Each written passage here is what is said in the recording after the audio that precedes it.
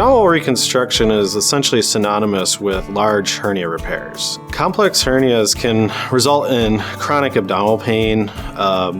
It can be significantly limiting in the activities people perform. And if left alone, it can lead to sort of disastrous outcomes. The hernias that require abdominal reconstruction are typically complicated hernias. And when I say complicated, I mean they're either recurrent, they're related to a previous surgery over the incision site. These are end-all be-all type repairs in which really, if possible at all, there should be no further surgery through the abdominal wall unless it was, of course, absolutely necessary. Most of the patients I'm seeing are dealing with this as a chronic problem because they've been told by many other physicians and surgeons out there that there really wasn't a great fix for this.